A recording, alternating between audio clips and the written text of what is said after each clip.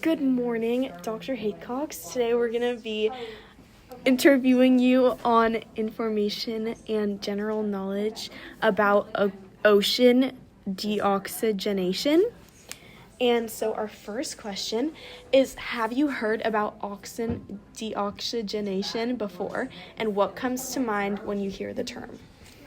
Yes, I've heard about ocean deoxygenation before, and pollution comes to mind. Okay. When I hear that. How would you describe the role of oxygen in the ocean ecosystem? Very important, just as it is very important in all of our atmosphere. The oxygen is also important for fish and all the life, the corals, everything in the ocean.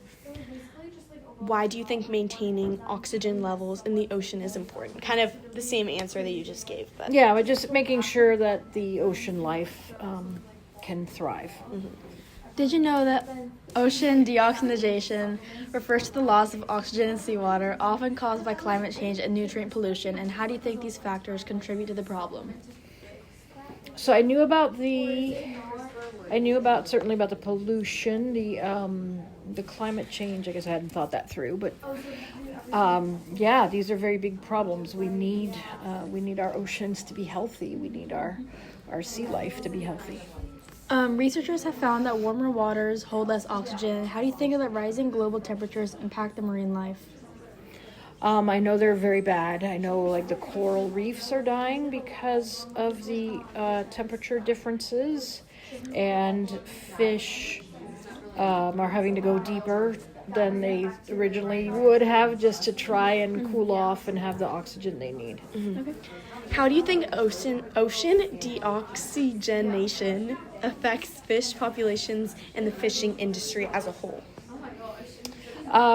So I think it causes fish to die or not to thrive or not to grow as well, and then I think that affects the fishing industry because there aren't as many fish to catch and to sell.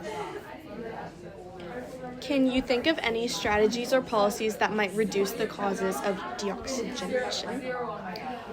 Well, we need to work on things that affect climate change, and also on not letting pollution, not letting runoff from different industries go into the ocean. Okay. How do you think that schools and communities can raise awareness about this issue? Just informing students, informing communities, and having activities to show people how to get rid of waste effectively, not just pouring things down the drain or down the sewer drains, and teaching people how to do better for the environment. Okay. And what further questions or concerns do you have about this topic? Do you have any things that you'd like to know or things that you'd like?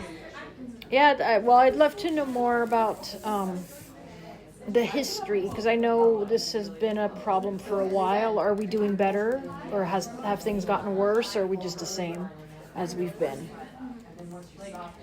Okay. So we're finally going to give you just like a little overview of what it is, and just to conclude this informational part, ocean deoxygenation has been a growing concern for scientists over the past several decades. Researchers first began noticing declining oxygen levels in the mid-20th century as industrialization and increased agricultural activity led to greater nutrient pollution in waterways. The rise of dead zones, areas in oceans and lakes with dangerously low oxygen, became evident, particularly in regions like the Gulf of Mexico. Okay, and also climate change has further accelerated the problem since the warmer waters naturally hold less oxygen, and the long-term monitoring programs and studies, including reports from organizations like the Intergovernmental Panel on Climate Change, also known as the IPCC, have highlighted the alarming rate of deoxygenation. Historical data from ocean sediment cores and ice samples also show that while natural fluctuations in oxygen levels have occurred, the current rate of oxygen loss is unprecedented. Today, oxygen deoxygenation remains a significant environmental challenge, threatening biodiversity and the livelihoods of those who depend on the sea. So that is just kind of like a whole overview, and thank you for answering our questions. And it's really important for us to know what other people know about it so that we can bring more education towards it and make people aware of what they can do to stop the process of deoxygenation. Great. Thank you very much. Thank you.